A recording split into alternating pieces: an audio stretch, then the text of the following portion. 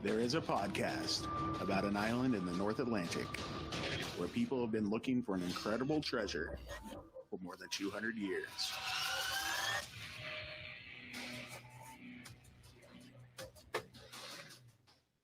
Hello and welcome back to Could It Be? An Oak Island podcast. We are your hosts, Deidre and Dustin White. What is up, everybody? We're here to chat about Oak Island again. Yes, Leatherbound. Leatherbound, Season 8, Episode 16. Mm-hmm. Episode 16, wow. Which is astonishing. We are moving through these episodes. Probably coming close to season finale here in a few weeks, I would think, right? I would think so. I mean, I feel like, kind of like last year, it got really intense at the end. And was just like, I feel like we're leading up to some really intense stuff. Yeah, well, everything seems intense this season just because of this crazy road that nobody knew was there. And all the stuff they're finding along it. It's insane. Well, it's kind of like, so last year, the paved stone area that just grew and grew and grew, and now it's this road that gets longer and longer and longer. What do you say this episode? Now 400 feet. Now over 400 feet. Okay, that's longer than a football field. Yeah, it's. Sorry, guys, my phone's going off over here because I'm in a dual phone mode right now. Yeah, well, Deidre is she just got a brand new phone today. So congratulations on that. Congratulations. Or whatever. Thank you. But yeah, I mean, it's crazy what's happened this year. It's crazy to think of what is coming the next few weeks. And like, how will they top what's already happened this year toward the end of the season? Or how are they going to top this season with next season? Oh, I don't know. This is such a limited season too. It's just insane what they've been able to do. Yeah. Well, think about next year. Maybe the big dig can happen, especially if we really have got to pinpointing the money pit. Fingers crossed. I hope so. Oh man, Nolan's crossed. Whatever. Like, let's cross all the things. Let's cross all the things. Okay. All right. So hey, one thing before we start. Yeah. I do want to give a special shout out to the Curse of Oak Island and Beyond. Yes. Because they had a really fun interview with Robert Clotworthy a couple days ago. And I listened to a good chunk of it, almost all of it. It was awesome. And I recommend that any of you listening to this, go find them on Facebook or YouTube or Twitch and go give them a watch because it was fun. Yeah, actually, I see that Jack is here from that show. Hi, Jack. Hey, Jack, what's up? So I wanted to give you a special hi. And Jeff's probably here, Jack and Jeff, and then Linda. Well, there's probably like 12 Jeffs here, right? Yeah, the Jeffs are very popular in the Oak Island world. They are. All right, so yeah, let's talk about the episode. It was a great one. They do start off in the swamp. Is that where we should start as well? Yeah, let's swamp it up. Let's swamp it up. All right, so Rick and Marty come strolling into the swamp, and it seems kind of like Marty's real surprised about what's going on. Like he hasn't been there in a while or something. If he had been off the island, because he's mostly been in video chats lately. Yeah, right? But we have seen him interact with people. Like he was there when they showed the ring bolt on the interpretive center patio, right? And he was there with Scott and Doug last week in the research center chatting about the keg barrel. He probably has off-island business to I'm thinking they maybe recorded that after he got back, all of his reactions to these things, and spliced them in. And that's totally fine. This guy's a very busy and important dude. He runs multiple companies. It's very, his attention gets pulled in many directions. And then he probably had to come back, Nova Scotia, sit out for 2 weeks. And I know, imagine you're traveling. How many times did he have to do this 2-week quarantine? Oh, gosh, at least twice it seems. And you've seen the Marty montage of him going crazy for 2 weeks, just one time. Can you imagine the next time? Yikes. All right. Well, Anywho, we do, get a nice aerial view of the swamp. And it looks like the road is leading toward the paved area. Or it's actually, we do get another nice overhead shot of where they're working later on. And you can see the eye of the swamp really close to where they're working. And it's like, wow, this paved thing, this road is creeping all the way up to the eye of the swamp. It's insane. Yeah, I had put in my notes here somewhere where I was just like, hey, is this Like it seems like it's going towards the eye or the paved area, which I know we talked about last year. Was it a staging area for whatever? Is it all connected? Literally I don't know. It's just crazy because everybody keeps saying, or are we headed up to the money pit? But really, we're not seeing that turnoff yet. I don't know. They keep talking about it, so because everybody wants that to be the thing. Or maybe it's coming. Maybe. They keep looking for the edge, and they're pulling back and dig, and something. It's just crazy. It's just like I was not expecting it. Obviously, Marty wasn't expecting it. He's like, before this season, let's just stay out of the swamp. We got our priorities over in the money pit. Nope. Priorities have changed. Like, there's a lot of good stuff going on in the money pit, but man, this swamp road, like, we're really focused in the money pit on a specific drill program for a specific reason, and it's very, very focused over there, and they have a detailed plan. The swamp is just like, hey, I'm gonna keep throwing softball sized stones at you that you have to dodge, and like, here, let's just, oh man, I just can't even. This swamp is out of control. It's out of control. So we had Aaron, Miriam, and Billy working in the swamp. Marty, he's just like, yo, guys, this looks exactly like an old Roman road. And I'm like, yeah, kind of. I concur. Yeah. And then Marty. Oh, do you remember the Roman sword? Just kidding. Even. Just kidding. But Marty is like, hey, I miss being here. I'm going to climb up in Billy's excavator. Yeah, and he's like, dig, dig, dig, dig, dig, dig, dig. It's what he likes to do. Yeah, but... And so does Billy. Yeah, Billy's out there with a hoe, scraping things. Yeah, and like a smaller shovel. Like, is Billy going to get down to a trowel by the end of this season? Like, he has gone from, like, the huge mamma jamma they brought in last year with the 50-foot reach. Yeah. To a hoe. To, like, let's just shorten the handle. Yeah. Billy's well on his way. You hit a couple more rocks and he's got a trowel. Yeah. He might be trowel team Billy. You know what? It could be like a conspiracy with the archaeologists so that when Gary asks if we can use Billy's trowel, they're like, sure. Which one? And then they're like, oh yeah, you can use like the hoe or the actual trowel. Sure. Yeah. Oh yeah, I feel like they're trying to bring Billy over to their side so they can outnumber. Marty's already talking about all the dreaded archaeologists around there. Yeah. They're like, if we can cross over Billy, we'll have all that's the people. All you need. If you have Billy's stamp of approval, Exactly. He overrides everybody else. All right. Yeah. So anyway, they're just there's a lot going on down there.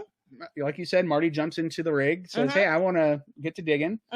He starts putting the scoop under a giant boulder, and he gets some direction from Aaron and Rick of how to scoop it and curl it and throw it back, or something like that. Yes, and he asks, so what are you finding? Billy's response: more rocks, more dirt, more wood. Thanks, Billy. Yeah, well, Marty's like, no gold? None of that. None of that. Billy says, he says how it is. But, they've got more rocks, they've got more cobble, and that's when Marty is like, hey, is Steve around? Let's get him to come, measure this. Steve, you're being summoned. And then Billy's like, Steve. And I'm thinking, Steve was literally just standing in the corner. You didn't know Steve was around. Yeah, come on, Marty. Was he like hiding behind a bush or something? Who asked for Steve? Is it Rick or Marty? Well, I think Marty asked. Maybe elsewise. Someone asked. And Billy beckoned for Sir Stephen of Guptill. And Steve was like right there waiting to be beckoned. Yep. And he's like, yes, my masters, I'll do thy bidding. And he starts doing his measurements, and he's like, yep, it's the same elevation as the other parts of the road. That the cobble came up to 1.5 feet above sea level, and we know been saying 2 feet. Yeah, and other parts were 2 feet. He said it's pretty consistent. I mean, for a road that looks like a Roman road. And that's pretty good. That thing was really well hidden too. If I remember right, I think the paved area from last season, wasn't it at sea level, or was it just above sea level? It might have been just above sea level. I need to go back and check. Yeah. I mean, What's going on in the swamp? It's just insane. Oh, I don't know. Marty. Oh, geez. He's up there, and I love this, where he says, this morning I'm thinking all we have to do is follow this road to answers. Now the SOBs who put this in are making the road go all over the place. Yep. And Aaron, this is Aaron's breakout episode, by the way. That's Totally. coming. Oh, Aaron. It's coming very shortly. Oh, you're the best. And he's like, it's almost like they're trying to hide something. Yeah. I think so. Aaron, nailed it. You and I got the same sense of humor. I like that little quip there. Yeah. The second scene where they come back to the swamp after a little break in the money pit, Marty, Craig, Aaron, and Liz doing work together on the stone pathway, of course. Liz points out that they are finding lots of chunks of coal, but it's exclusively on this one end of the paved stone, stone road, right? Yeah, where the cobble is. And she asks if Aaron thinks it's possibly connected to a later topping off of the rubble, right? And like where they'd come in and put like the smaller cobble in. Yeah. And Aaron agreed, and that would make sense.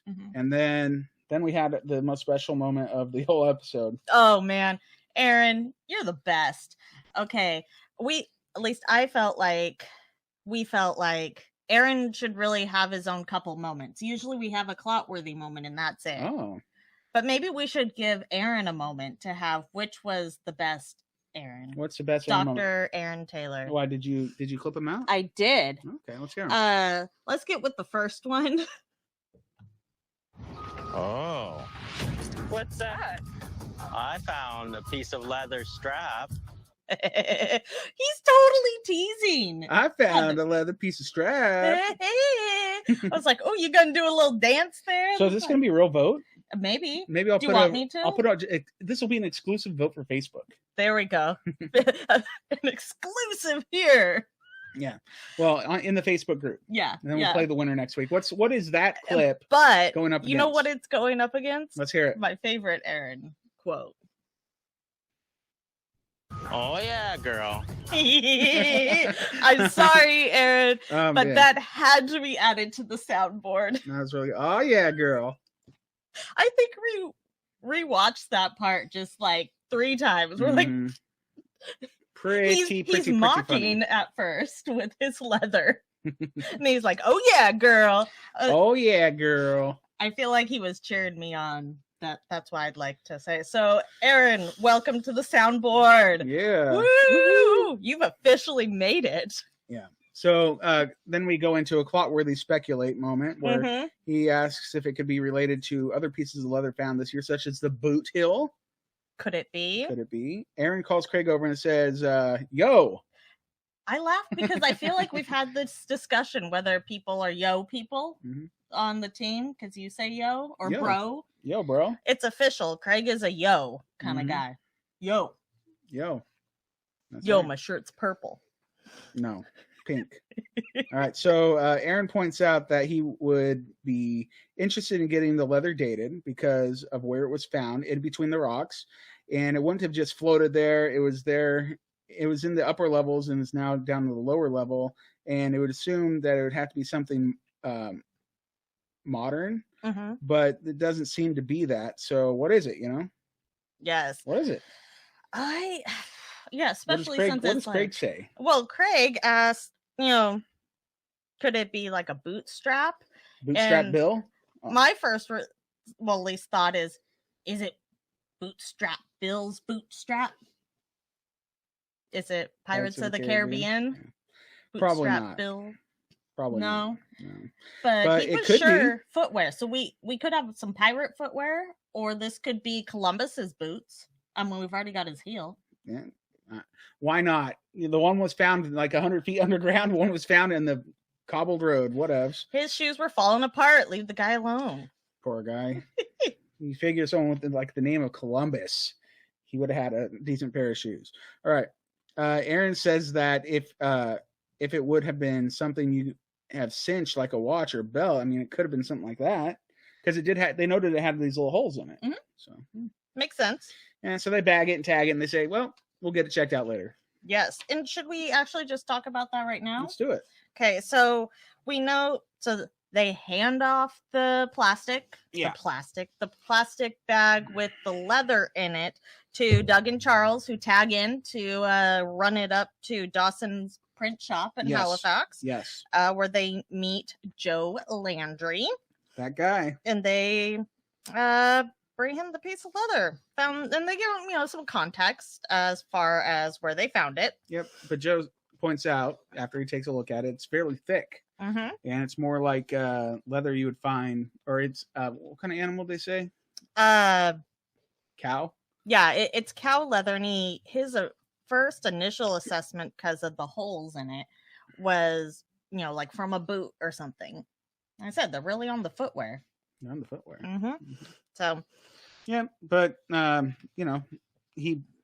talking about how there were other kinds of leather used at the time, and they were much thinner. Yeah. So this would have to be, a certain kind. Yeah, calf or Lamb. sheepskin would have been much thinner, but this would have been something a bit more hardy and durable, if you will. Yep. And so, they explained that Aaron thought of maybe, like, his first thought was a watch strap. Joe sees why he may have thought that, but it was too thick, like we said. Mm-hmm. And he did note that there were like account books or like log books, ship log, that would basically have a little belt that goes over it to keep it binded. Yep. And that was something that was used a lot in the 1600s. So could it be that?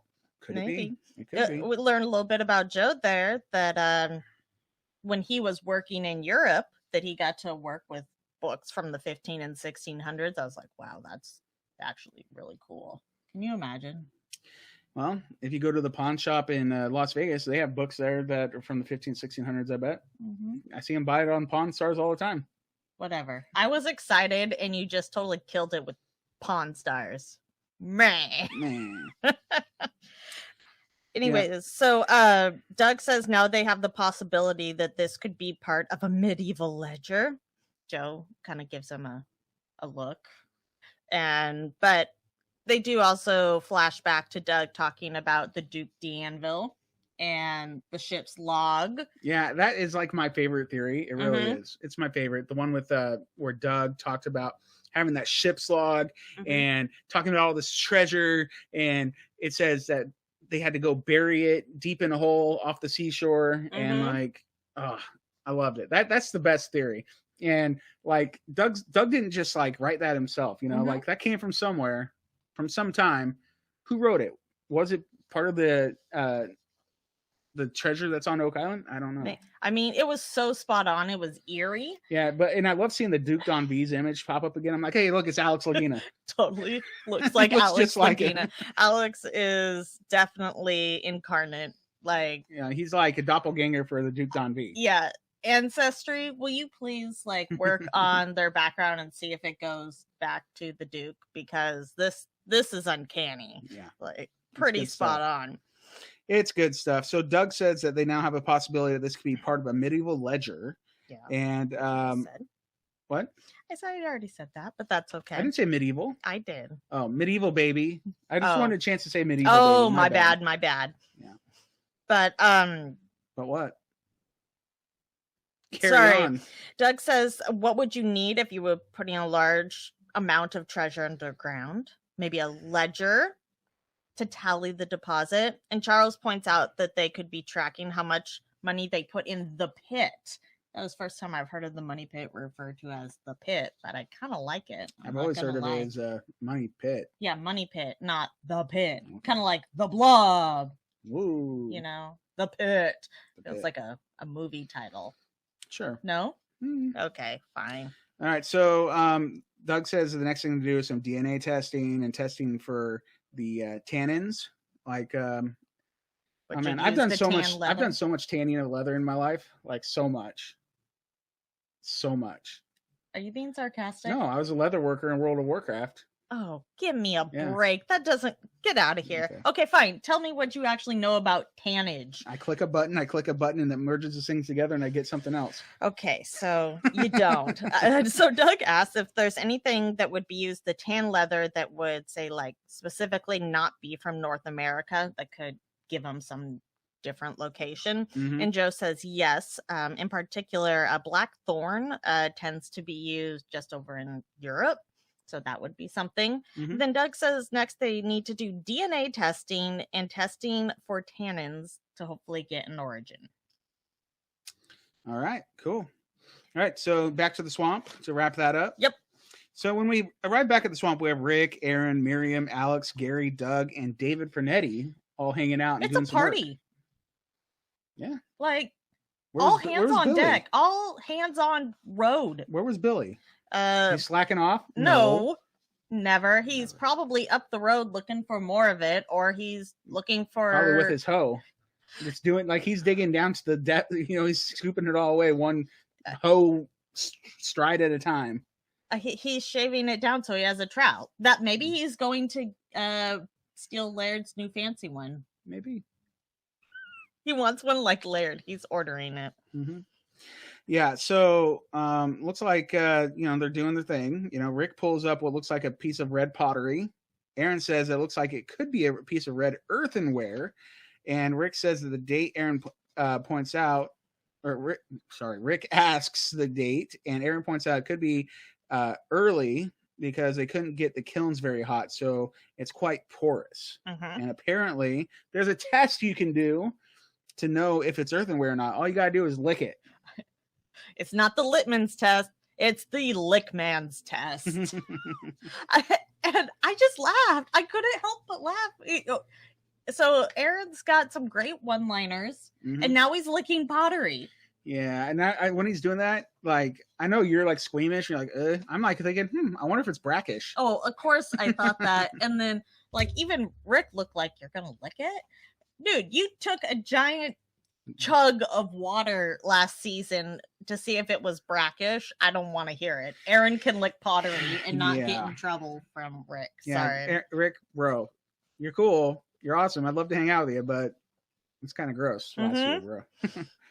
So Right. he goes and cleans it off at least. I guess. And well, he put some water out. I don't know if it was brackish or not. Let's clean it off. Let's clean off the brackish earthenware with some brackish water, Yeah, exactly. and everything's fine. So he sticks it on his tongue and gives him a little laugh as he acts like his tongue's about to like fall off or Mhm. whatever. And so it is sticking. So he's pretty sure that it is earthenware, but of course wants to get Laird to check it out. And I was wanting to point out, so on lot 26 from last year, when they were pulling all that pottery out of the pit, the one that I never got closure on, that I was harping on forever. Mm-hmm, mm-hmm. Yeah, I remember like red pottery coming out of there. Maybe they match. Maybe that's where they were burying their trash from their things that broke. I don't know. You hear Aaron talking about like, okay, so it was Rick actually. He's like, so what's going on here? No. Like, He says, what doesn't taste right?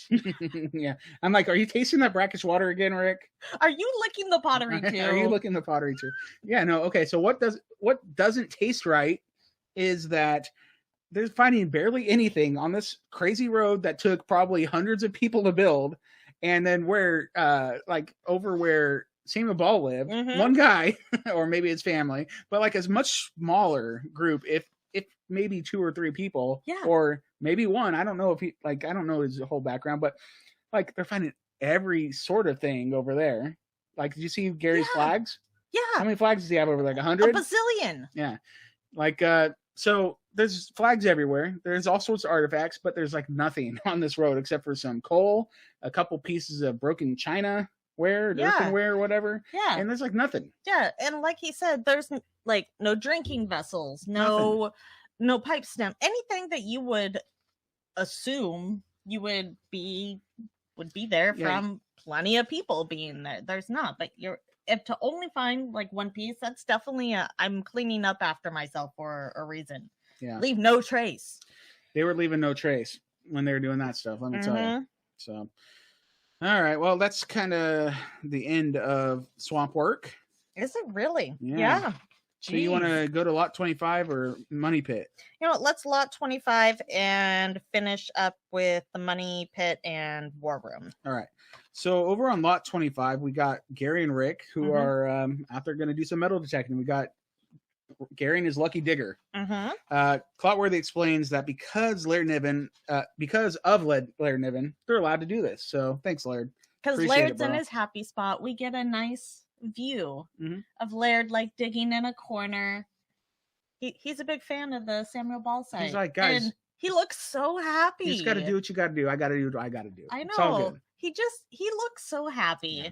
Like, that makes me happy. Yeah. So Gary explains that, you know, all of his pink flags in the section were non-Ferris hits, right? But like he said, like there's like 8 or 9 over here, but that's just one little section. He had like these sections everywhere with all these flags everywhere. So Samuel Ball dropped more on his property and didn't bother to pick it up than like 100 people over on the stone paved area or whatever. Okay, 100 people's a bit excessive, who but knows? That's true. How are you going to move all those rocks without tons and tons of people? Okay, maybe very not. Carefully and with oxen. With oxen, that's right. That's right. So, yeah. So they get to work. They get a hit. And they start digging, and Rick digs up what is either a lead splash or a musket ball. A lead splash is explained as like the remnants of making it said musket ball. Exactly. So cool. So they mark it as found, and right on the little flag, and they move on with their lives. Yeah, and then they had another hit, and they're not sure. Gary says he isn't sure what it is, and he takes a closer look and it says, "Hey, it might be the back of a pocket watch," because it's like this little goldish thing with like a crack in the middle. But the way, so even Gary's like, I'm really not sure because this looks like a deliberate, like a hole in the back, and it kind of looks like 2 holes. And I'm going, geez, and it's cracked. There's a big crack in the middle of it. Yeah, and I mean, I can see where it would just be like disintegrating away, but also like, that hole so deliberate. I don't know. I bet you Laird or the numismatist might know. Sandy Campbell or one of them. I bet you or they're gonna find it out. We also had the conservator Kelly Barassa. Kelly might know. You might know. All right, so then we do hit lot 25 one more time after a commercial break, and Rick and Gary are still metal detecting. They bring up an old single flat loop button. Yes. And Gary says it's 1750s to 1820s. And it's like, it's right in the wheelhouse, right in the date area for Samuel Ball. Probably if this little button belonged to Samuel Ball at one point. So quite possibly. Yeah, it's pretty cool. And then they do get a phone call from Doug, and they give Rick an update of what has been going on when they took their trip to the book bindery and with the leather strap. Yeah, Joe Landry. And so that kind of wraps up that stuff. Now we go on to the money pit. Okay, let's money pit it up. Yeah. The first scene at the money pit, we have Scott, Barlow, Terry, Matheson, Paul, Troutman, and the guys from Choice Drilling doing some work. Paul! It's good to see Paul. It's good to see Paul. Always happy to see Paul out there doing his thing. They are drilling at C 4.5, and it kind of disappointed me because I was wishing it was like C 4.25 or something, but whatever. No, because they just did C5, right? They're right off of C1, so they are they're like, hey, let's keep it simple, not drive Deidre crazy, and we're just gonna keep kind of moving down the line here. So Clotworthy gives us a flashback about C1 from earlier in the season and reminds us that the first borehole they did in the exploration around C1 is C5, and they found evidence of a shaft in that area, right? Yep. And around that 87.5-ish range. Yeah. And then C5, he points out, is 5 feet from C1. And C4.5 is 2.5 feet west of C5. So for me, I was excited because this is the confirmation of the size of the grid. And yes, I desperately care about things like this. What does bother me is the animation that was brought up where C5 is the same size as C1. Okay. You're like, okay, calm down, graphics C1 people. was like a hammer grab situation. C5 is a borehole situation. Like micro borehole. Yeah. Okay, we're getting like 4-inch sausages out of here. So proportions, guys, proportions. Yeah. All right. So, yeah. The things that matter to me. I guess so. All right. So Terry, he's at his operating table. Naturally. And he explains that C4.5, they go from there to a solid compact till. Mm-hmm. And there's a solid chunk of beam in the intersection at the 87.5 feet area you just were talking about. Mm-hmm. And that is about the same depth where they got it from, like the same kind of wood from C5. So we're consistently hitting. They're finding stuff at the right spots. I mean, they found a tunnel or a shaft. They found something. Yeah, and Terry is very definitive about that. He's like, this is the top of a tunnel. Not maybe. This is it. Wow. Well, yeah. But He's a gallant geologist. I'll listen to him. And naturally. He's pretty excited, but thinks, hey, let's wait for Rick to open the rest of the sausage, because I think we got something to show him. Does Rick show up? Rick shows up. He's coming around the car when he comes. No, let's see. No, where did he come from? He's coming around the caisson as he comes. He's coming around the caisson. He's coming around C1 when he comes. Yeah. Okay. Got it. Okay, we're done with our could it be the musical? Oh my gosh, that's a great idea. It's a horrible idea. I should not be involved in it because I'm tone deaf. And it could be me and Tony Sampson. Perfect. Wouldn't that be great? That would be fantastic. He's a singer. Oh yeah, totally. The whole thing can be sea shanties. It'll be great. We need to do a Oak Island sea shanty. That would be fun. Oh, we do. We talked about it a while back. Nothing ever happened, so maybe I need to work on it. Yeah, maybe you should. All right, so Rick's there, and then what? Terry explains that they have hit and believe that they are now in a tunnel.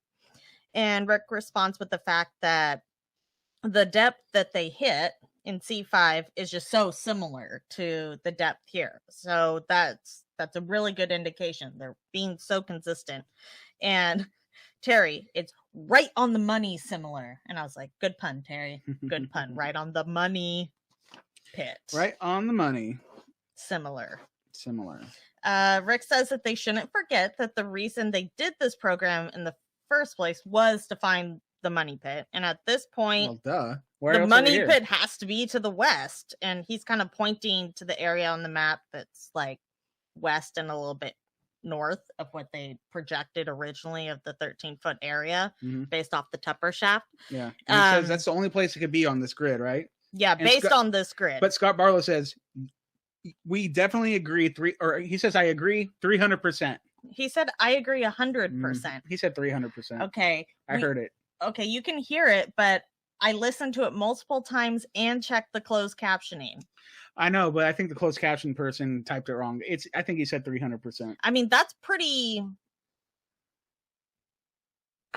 That's a lot. Scott in the chat. No, I don't think so. Hearts if for Scott. Scott's here, then we need to know, Scott. He's like, I'll remember. Yeah, I agree. So we kind of get a little side Marty interview saying that with all the data they have acquired, the simple answer for the reason they haven't found it yet is because they've been looking in the wrong area. Oh, and that's like V8 moment stuff, right? Like, darn. Yeah, but he's excited. They're going in a different direction. Makes him hopeful, especially since we're getting so much consistent data. And Marty says, isn't it Rick saying that? Yeah, Rick. Yeah, Rick says we're gonna take it down to like 120, 130 feet level, just to make sure. And said 20 to 30 to make sure you've got the 10 feet for the gyroscope. And I'm like, oh, so they need an additional 10 feet for the gyroscope. I just learned something. Yep, they do. All right. Is that something you knew? Is that something you knew? Yeah, I did know that. Do you know all about gyroscopes? Is this like a hidden thing? No. Oh, okay. My bad. Is that all that happened in the money pit? No, there's a money pit scene after the war room. Oh, at the end. Yeah, that's right. So, and that's after. That's with Terry and Scott, and they had started on the next borehole. And so they needed to get down to depth on borehole BC3. Yes. And Scott says that there's still a lot of places for this thing to hide based off the grid, what they did on the east side and how many they can do on the west side. And they bring up a sausage for that 88-foot mark, and it comes up with wood. Would it be? And Steve and Rick come and join them. And the 89, Terry says that like the 89 feet, they hit about 2 solid feet of wood. So that would be down to like 87, right? And that's really it. I mean, besides the fact that we see Marty is hopeful still about exploring these new areas, and that with all this data, they have to find it. It can't hide forever. It won't. And it won't. And, when he said that, and I was like, oh my gosh, Marty, you've come so far. You've come so far. Oh, it is. Yeah. Because he believes something's there now. Like, seeing all this evidence, especially in the swamp with all the workings that there's no record of whatsoever. What is it there for? It's got to be there for something. And now, like, Marty's all in. Like, he does not believe that nothing happened to Oak Island anymore. A couple of seasons ago, he's like, I don't know, 60% or whatever. What did he say? Something like that? Yeah, he changes. Yeah, no. He was over 50. If he says that he's like 80 or 90%, he's lying. He's at 300%. He's at 300%. He's at 300%. He is. Oh, yeah, girl. Oh, wait, where's that button? Which one is it? It's the one, that one. Oh, yeah, girl. Oh, yeah. Aaron has made it. Yeah. I'm probably going to press that button a lot. That's a good button. It's a great button. That's a good button. All right, okay. So then we do have a war room meeting. Yes. Where we have Rick. Whoa. What? That's the rain. Oh, loud rain. I don't know if you can hear that, guys. All right, so Rick, Marty, Craig, Steve, Jack, Scott, Doug, and Paul. Woo! Yeah. That's a fellowship. It is. Yeah, they're all hanging out in the war room. Well, some of them are on video. Yeah, some of them are on video, and they're talking about the data from the current drilling program that's happening around C1. They want to give that to, in particular, Marty and Craig. And Doug says they've pretty much consistently found wood at about 87 feet. And then I chuckle because Steve instantly chimes in. He's like, no, wait, guys. To correct the numbers to make sure they are as accurate as possible. And he says that it's actually 86 to 90 feet, plus or minus half a foot on each one. Did he push up his glasses at that moment, too? He's like, put his pencil back in his pocket protector. He was like, excuse me, 87 feet? No, let me tell you how it is. And then he drops the mic and walks out of the war room. Steve, never changed, bro. Steve, never changed. You're the man. You're the man. That's good stuff. All right, so then Scott and Jack point out that it shouldn't be there as it's a relatively shallow depth. So I concur with that statement. Yeah, it's just amazing stuff. So Craig has the C14 results from the wood. And he's got that little smirk. It wasn't as big of a smirk as times past. No. Well, because what was it? Doug asked him if he had the results, and Craig said yes, there's one that they had asked for a quick return on. And Steve is quick to chime in. That was the wood from C5. Push those glasses up, Steve. Numbers guy. Yeah, it's almost like he has go. That's like his tick. Yeah. His numbers. Yeah, he has like a numbers tick. Like he's got to like anytime something's like out of order, he's like, nope, gotta correct it. No, right? because I feel like Marty really wants to know that information, and he's like going to be on it. He's like a walking computer. He is. It's quite impressive. So is Craig, though. Yeah, seriously. Craig gives the dates for this piece of wood from either it came out with two date sets, so they must have been 50-50 almost in the results, but 1720 to 1813, which is that whole date is almost all of it is before the discovery of the money pit, so that's promising. But the other dates were 1648 to 1694, which are over 100 years before the discovery of the money pit. So yeah, everybody seems pretty excited about it. Yeah, especially Marty. Yeah, definitely. Marty's stoked, and I thought it was interesting that Craig said there were just too many time periods that came back, but they did ask for a rush on this one. So, something that takes a little bit longer is they're going to be narrowing it down. So it should be interesting to see what the other ones come back as. But either way, these dates are very promising. Like, they are. So, yeah, I don't know. Craig points out that they're finding tunnels, or woods in every single well that they're drilling, but he's not convinced by what they've seen that they know what's going on at all. And that's a good way to look at it, because classic Oak Island, just when you think you know, you don't. Yeah. Like, hello, paved area, stone, and then like a stone road in the eye of the swamp. Oh, and then it's west of the Tupper Shaft. Oh my gosh. Not to the east side like we've been thinking. So yeah. Yeah, and we all owe Charles an apology because Charles, you're the man, dude. He's been trying to be like, guys, it's here. I told you 5 years ago, guys. Why don't you listen? Oh, you did listen. You gave me a big giant porthole, but yeah. Then classic Oak Island. Yeah, classic and even in an interview, here it is.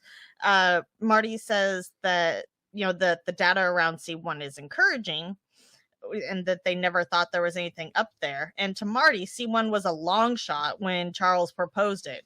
Well, sometimes long shots pay off, Marty. I'm glad you allowed him to do that. And then, of course, the shiny gold thing got dropped earlier this year. Well, Marty does say out loud, "Where's the gold?" Well, there it was, Marty. There it was. In C1. Now it's in the bottom of C1.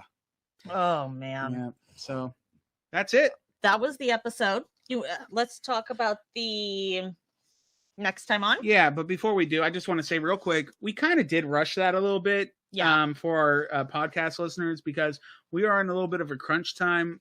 We have Oak Island trivia getting ready to begin here in about 15 minutes or so.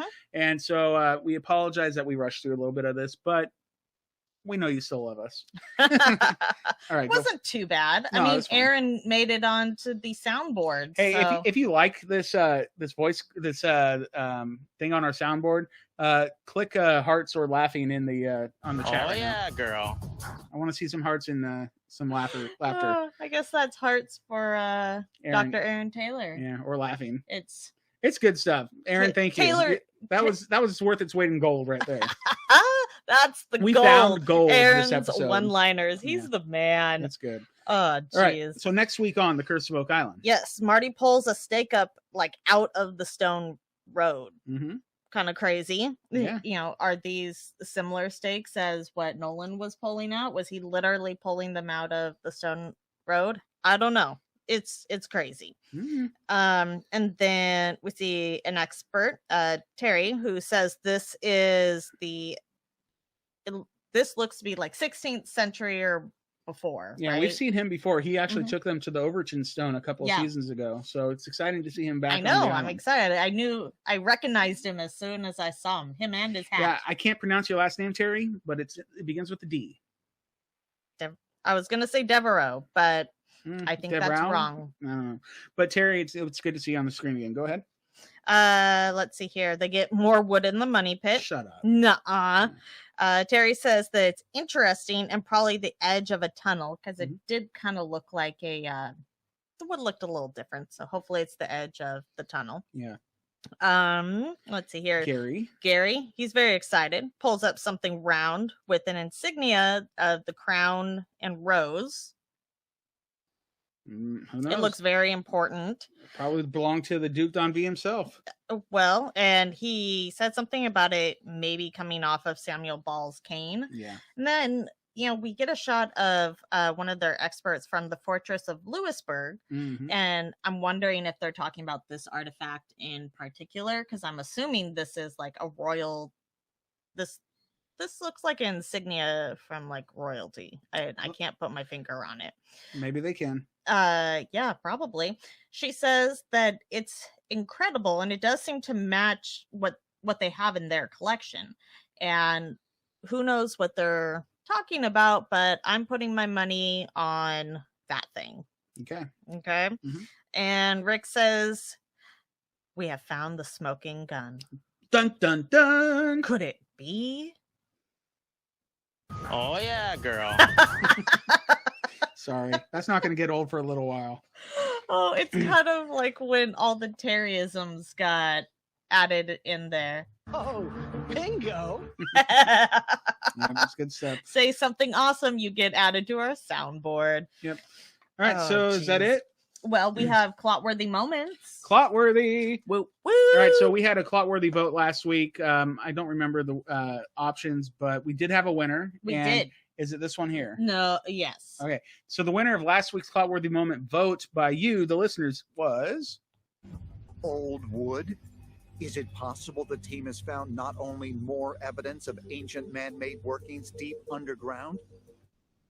Old Wood. Old Wood won. And that was, you kind of cut off the whole Clotworthy moment. There's more.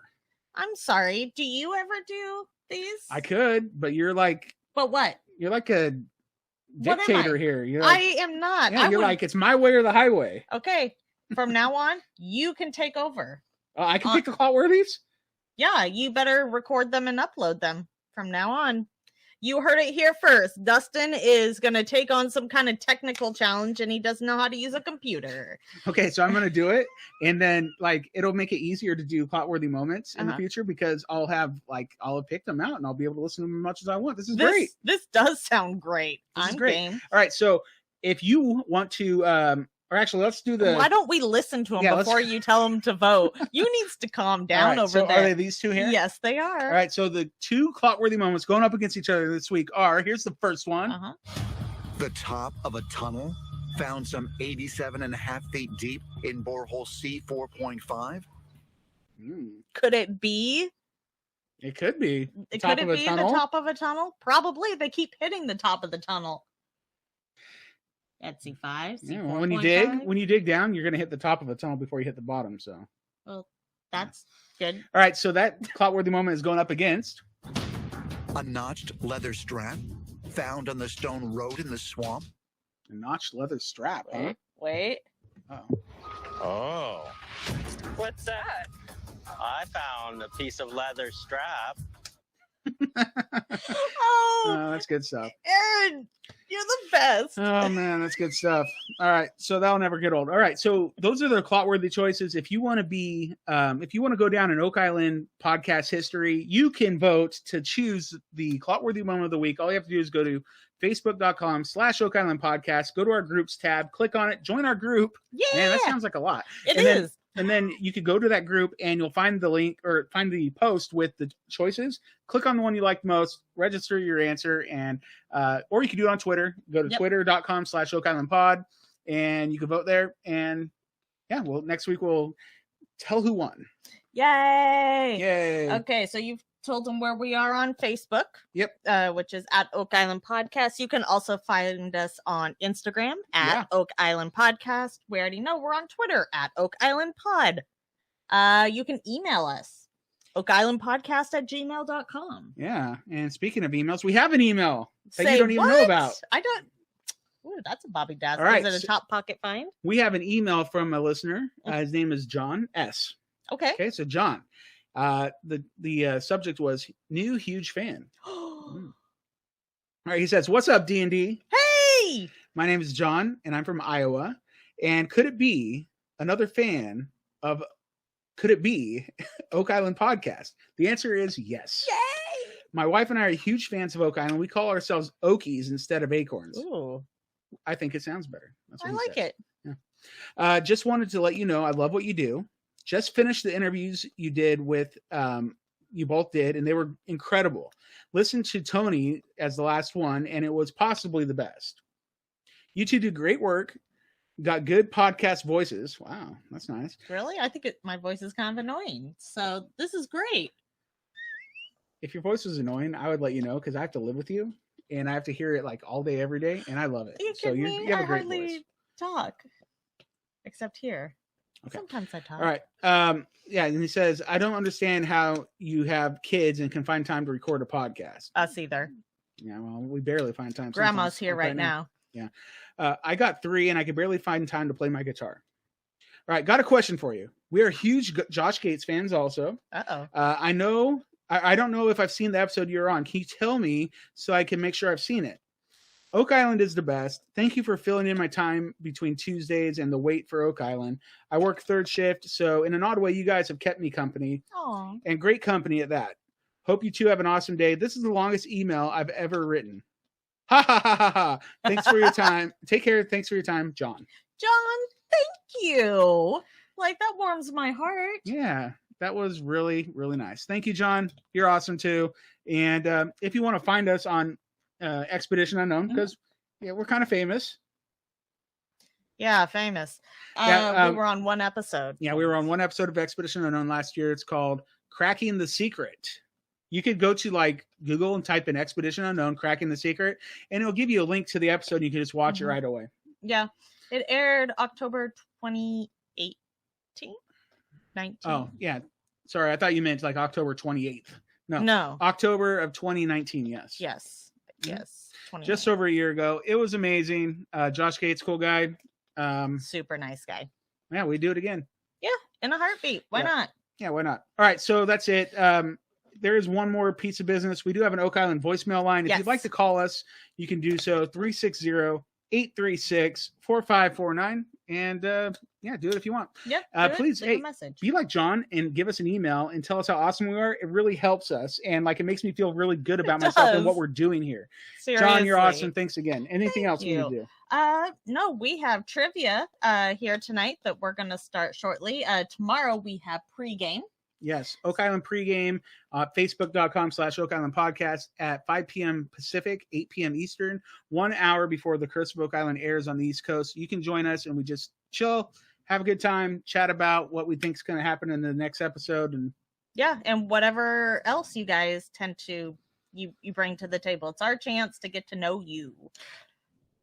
Oh, yeah, girl. Oh, yeah, girl. All right, so I think that's it. That's it. So until next time. Could it be?